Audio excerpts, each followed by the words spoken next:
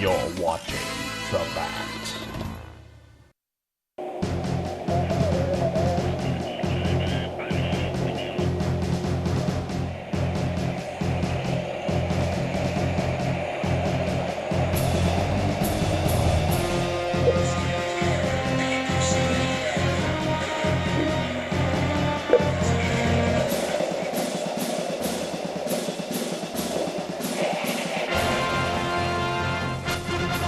Welcome to this month's Salute to Service, and with me today I have Mr. John Simonetti, U.S. Army veteran. How are you doing, John? Very fine, Ed. Glad to have you on the show. I hope to. So you are originally a Cleveland native, right? Yes, I was born in East 77th and St. Clair on the east side, and we lived there until I was in the third grade, and then my father's family moved to Cincinnati. Moved down to Cincinnati. Is that where you enlisted into the Army? Yeah, or? from there to Fort Thomas, Kentucky, the induction station at So that time. you were drafted, you said, right out of high school. Yeah. How many days did you? I mean, how far between the time you got out of high school? A week. A week. A couple of weeks.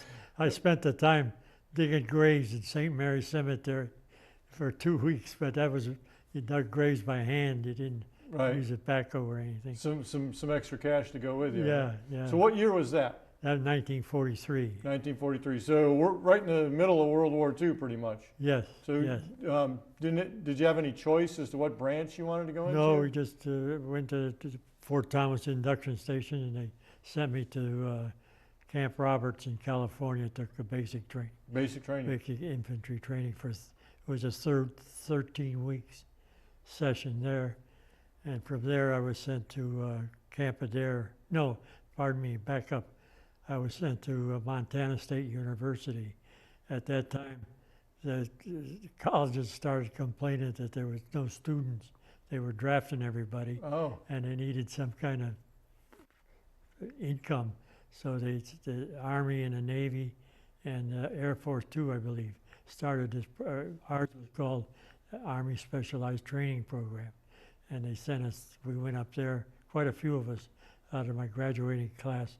So forth in Camp Roberts, went to Montana State University. How long were you there? I was there for a semester, and then they decided they needed bodies, and they didn't need students. So was basic training tough, or? Yeah, it was tough. Well, no, I was a runner in high school, so I was in pretty good shape as far as that's concerned, and it wasn't rough. It was. Well, you had to get up early and go to bed late, etc. But it was. So you're in pretty good shape, so it was pretty easy, the physical stuff, yeah. And at Camp Roberts was the largest parade ground in the world, so we did a lot of marching. Drill and ceremony, like?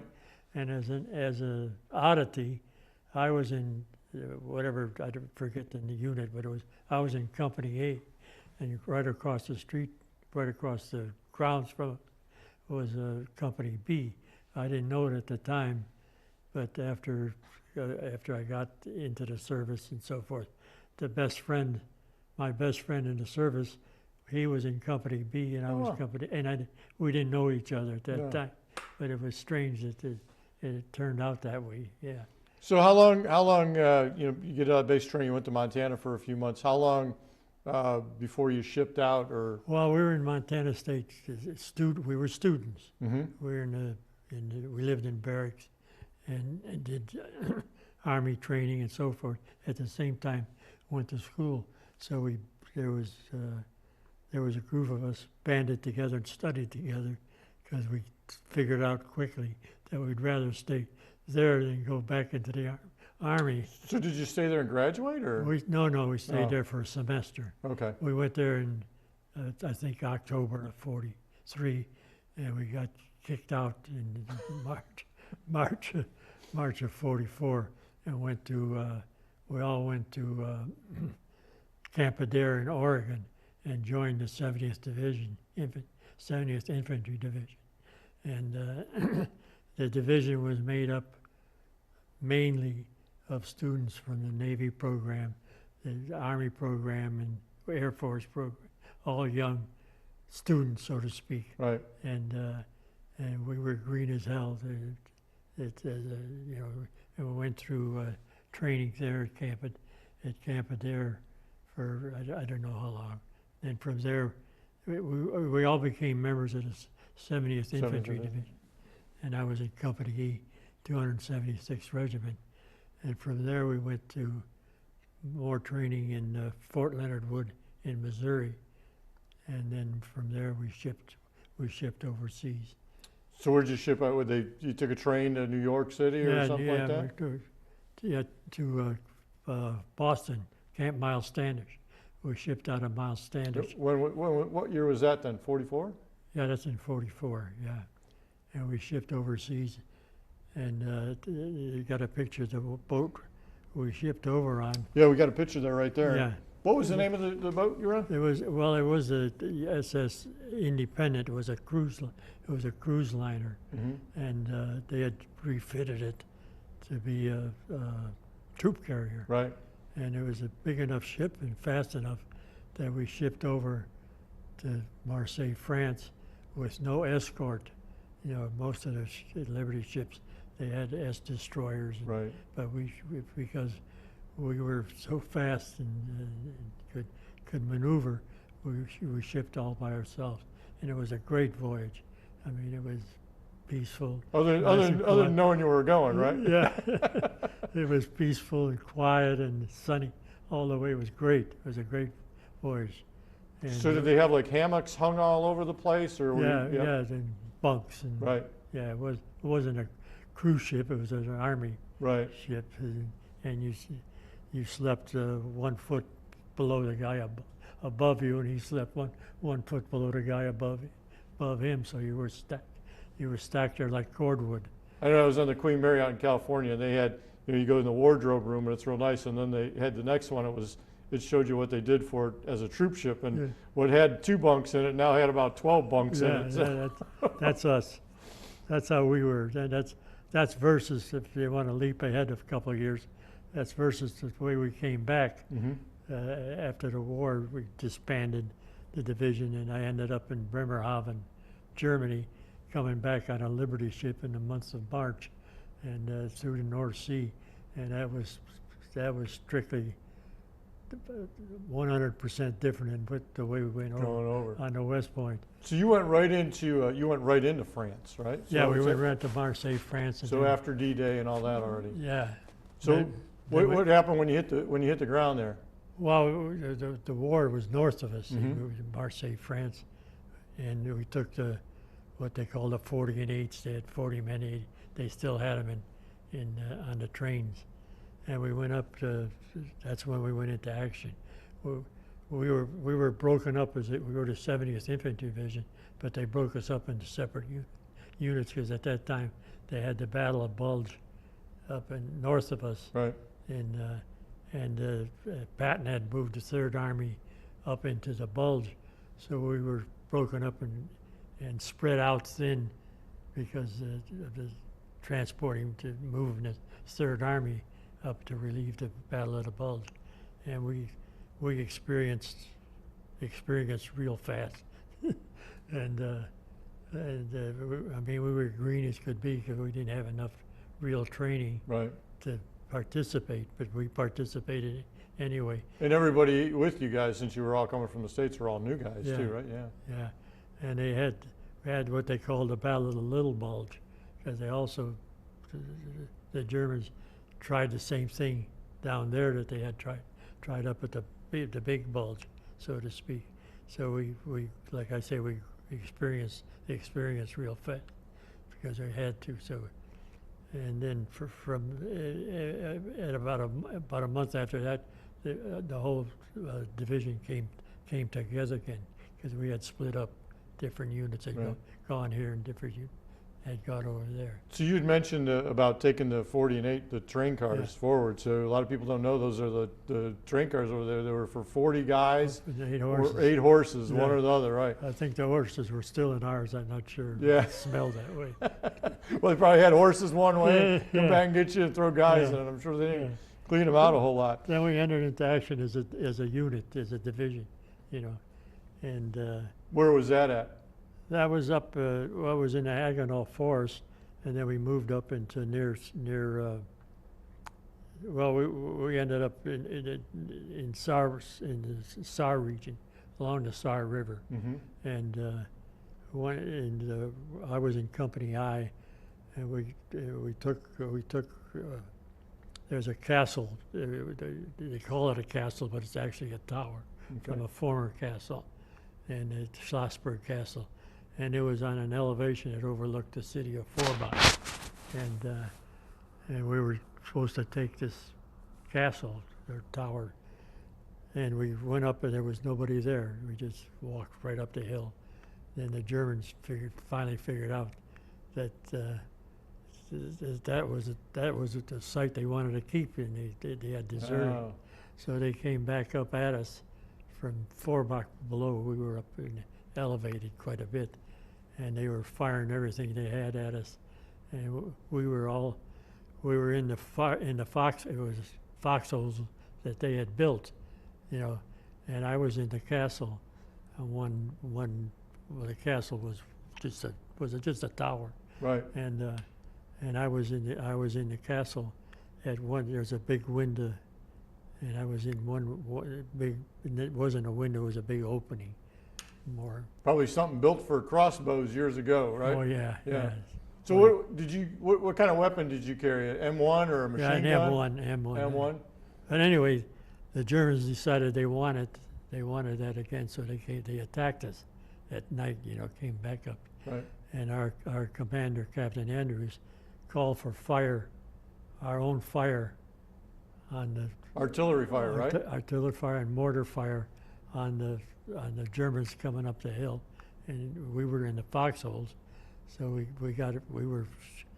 the Germans were firing at us from their tanks, 81s from their tanks Mm-hmm. stationed below at Forbach, and we were firing on ourselves trying to kill the Germans Artillery. at the same time with the artillery and mortars. Wow. Yeah. So how did it turn out? It turned out we won. We won. Oh, that's a good thing. Yeah, we left a lot. They left a lot of dead behind, but we were being protected in their foxholes. That they had dug. Yeah, Wow. that they had dug. And at that time, that was they said that was the coldest winter in 40 years that they had experienced at that time, and it was cold. Yeah. That was the whole issue with the bulge too, is it was so cold. Yeah. So when you were going up, when you got on the train cars to go up there, I mean, I'm sure you could see out and stuff. I mean, a lot of destruction and stuff. What are you thinking? Oh, I mean, yeah. what's going through I mean, you've never seen anything like that, I assume. No, especially after the war, in the Army occupation, we went through various. I remember Kassel, which is a good sized town Mm-hmm. in Germany, and this is in the Army of Occupation. You went through there, you could still smell dead The bodies. dead animals or Yeah. people, whatever was in these ruins. I mean, it was terrible. It's just sitting there rotting away. Yeah. Wow. Then we took the town of Forbach, and ever since we're honored in Forbach. I mean, we have a big plaque with our regiment. Still there. Still there, and a lot of the guys in our unit went there after the war, and they treat them like kings, and they still do. Right. I mean, some of them went. Well, they go almost every other year. Some unit they'll go over there. The band will get veterans will go over there, and they treat them just like royalty. In fact, they have a reenactment every year. They have all the jeeps and all the weapons, and they put a big monument up for. Have you ever been back there? No, I haven't gone back. No? They want me to go back because I wouldn't recognize anything when I go back. Yeah. And my folks are from Italy. I'd rather go to Italy and know people I know than go over there. Right. My two sons have been there, and they've been there in Forbach, and they say I should go. I said I remember it like it was. I wouldn't recognize it. Well, it's probably much nicer now than it was. Oh when you yeah, were there. it's beautiful, beautiful town. So after the Battle of Forbach, I mean, where'd you guys go? Well, then I happened to get violently ill at that time. Mm-hmm. So I ended up in England. My first airplane flight went to England, in Kidderminster, England, in the hospital, and I was there. I was there on VE Day. It was a big party. Oh, It was okay. a good time. Yeah, yeah. Then from there I went back to my unit, and but this was after the war. Now the war. So you said you were part of the occupation force too. Yes. What was that like? I mean, Well, that was pretty nice. We ended up out in the country, mm-hmm. and there was no damage. You know, the farmers milked the cows and Right. and so forth. They all needed stuff. You know, and But so what was like your responsibility? Like just like police actions? 'Cause Yeah, there it was was no just- government or anything. yeah, there was nothing. Yeah, there was no government. It was, I would say, good duty. Right. Yeah, it wasn't. There was no And how long? where we were. There was no ill feeling or Right. anything like that. You know. And so how long were you over there doing that? Well, I was there, then the unit was disbanded, and at the time they were sending people, soldiers home that had points. They had a point system. If Mhm. you had so many points, you went home. And then, so they changed, the units all changed, and I ended up in the 3rd Division because the 70th was broken up. I ended up in the 3rd Division, and I had a chance to go to, they were looking for people to go to what they called the British Army, British College of the Rhine Right. Army, they called it. And I said, yeah, I'll take advantage of it. Why not? You once went in a- over and worked with the Brits So- a bit. So I went to in Göttingen, Germany, which was one of the oldest universities in the world at that time.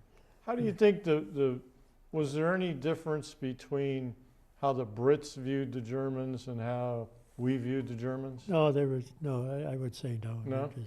Yeah. I was just wondering because I mean they did a lot of bombing on Great Britain. Yeah. That's why I was Oh just yeah, wondering. yeah. No, there was. I didn't notice any. Let's put it that way. So how far into Germany did you actually get eventually? Well, when I got sick, it was they were going to just get ready to cross the Saar River Mm-hmm. into Saarbrücken, which is a big town. Yeah, there's a big air base there now, or it used to be. Is there? Yeah. Yeah. Yeah. And I left for England, and And then when you came back, where'd you go? well, I went back into the unit. Then they broke it up. Oh, okay. Yeah. So you never actually made it into Germany? Yeah, I was in Bremerhaven. Oh, that's right. You said Yeah, yeah, I because was that's in where you left out. Bremerhaven, So how'd Germany. you get up to Bremerhaven? Well, I ended up in the 78th Division. Okay. I went to the 3rd Division, then I went to the 78th Division because they were disbanding all the time, and that's where I shipped out of Bremen. And so that's up on the north coast, isn't it? Yeah. So when they tell you you're going home, how's that feel? I mean, Oh, happy. Yeah. how long had you been there? Yeah, as a sideline, I don't know if I should say this, but I was a squad leader. Mm-hmm. I had a squad up there in Bremerhaven, and the captain called me in. The company commander called me in. He said, "John," he says, "you got to do something about your platoon." I said, "Yeah, what's the matter?" He says, "You got the highest VD rate It's time to go in home. Germany." Yeah. Yeah. We had one guy. We put him on the boat. He'd get off the boat. He didn't want to go home. You didn't want to go home. You liked it over there. He liked it over there. Oh, they had good beer, good Square wine. and- good meal, good beer. yeah. He wouldn't go home. They had to put him in chains and put him on the boat before he leave. So how long were you there? Total time span? About a year or so, or Yeah, well, I was leaving. I left in age 46. it's almost 2 years? Yeah. Yeah. So what was the boat ride home like? Oh, we got Liberty ships, Mm-hmm. and it was a month of March in the North Sea, and I did a lot of praying, and the front of the boat would go right out of all out of the water, and then you bang, you know. And I said, "That's it. This It's is pretty it." cold up there in the North Sea in March. Oh yeah, way rough. Yeah. It's the worst place you can be in that time of the year. And I remember they would serve you hard-boiled eggs. I haven't had a hard-boiled egg since March of 1946. It's funny how that works. I'm serious. I believe you. There's no way. And also, when we were in Montana State University, they served meatloaf one night. Mm-hmm.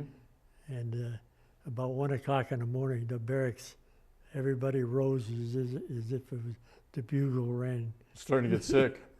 Everybody woke up and they were all sick. Yeah. I haven't had a meatloaf since.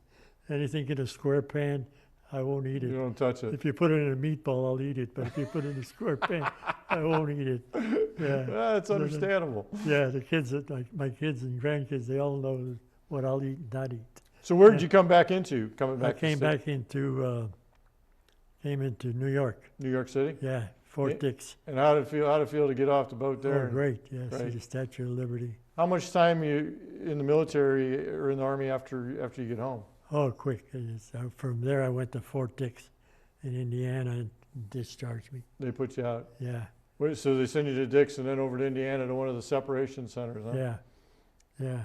And you're happy to go home, I assume. Oh, yeah. Then I get home. They had the GI Bill. I wanted to go to I wanted to go to school. Right. And I went to, we lived in Cincinnati. I tried the University of Cincinnati. I couldn't get in. I tried Ohio University. I couldn't get in.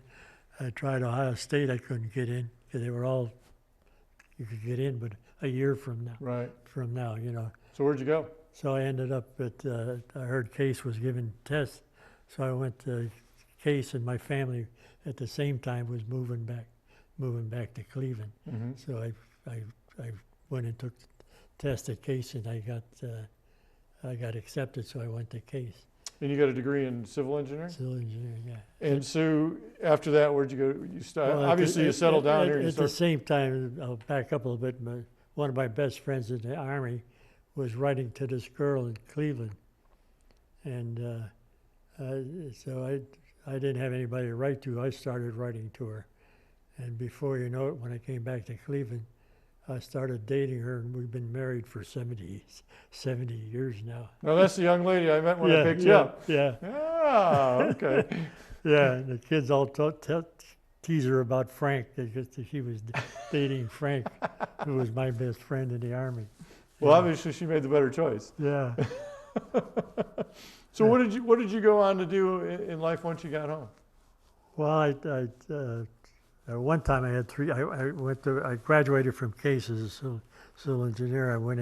I got a job at the highway department, Mm-hmm. and we were married while I was still in school, and we had a child, my oldest boy, and I was working 3 jobs. I was working with the highway department. There was a group of us did surveying on the side. And then I was a bartender at Broglio's restaurant at that time. Yeah, I remember down on 21, right? Yeah. Yeah, I remember Broglio's. Yeah. Broglio's. I was working at Broglio's on Friday nights, all day Saturday. And so I was working 3 jobs at the same time. So do you think your military, the 3 years you were in the service, how did that shape the rest of your life? I think it shaped it very great. I fully recommend that everybody, all people go into service for at least a year, required military service. You think being in combat and seeing what you saw and doing what you did, do you think that gives you a different perspective on life? Oh yeah, you appreciate everything more, is the way I feel, and it's good training for everybody, especially nowadays where people are running wild, shooting each other. And it's a shame to sit back and see this. I thought if they all had a little military, not a lot, but a little military, maybe 6 months even, just to learn how to obey and discipline. I think seeing some of the destruction of war yeah. Kind of gives you a different perspective on how good life really is. Oh, yeah. You know? And you see, you know, you get in the army occupation, like I say, we lived in rural areas, which wasn't really affected bad that much. But when you get near the towns and you see these people, everything's demolished, and you see these people walking around, what are they living on? You just can't believe there's nothing there. You know? No food, no water. Yeah, but Kids got no parents. They still keep on going. Yeah. They don't stop. Yeah, it's pretty amazing. Yeah. So, I mean, did you join any veterans groups or anything? No, like I that? never. I'm not a joiner. So No? I never. You just stuck to yourself and Yeah. moved on. Well, you got you and your bride of 70 years, and obviously you've had a pretty successful life here. Oh yeah. Yeah. So for our younger viewers out there, what would you recommend to them, or what advice would you give to them that you gained from your military? Well, I would say don't be afraid to work. Yeah, that's good advice nowadays. Yeah. Yeah. It's you got to work hard. I mean, like I say, I was working 3 jobs and had a kid, and we still managed. You know, we didn't live high because we didn't have anything high to live on. Right. But we managed out, and we ended up in good shape. Someone told me once that they wouldn't call it work if it wasn't hard. Yeah. So I mean, and that goes for just about everything in life. So, Yeah. any last things you want to tell our viewers out there about? No, that's it. I can say to you, I've had a good life. That's all. And so I ask everybody that comes on the show, if you had it to do all over again, would you do it again? I think so. You think so? Yeah. Well, I want to thank you for your service. I want to thank you for coming on the show. Thank you. Nice to have you on here, John. Same here. Appreciate it. Thank you. And we'll see you next month on Salute to Service. Thank you.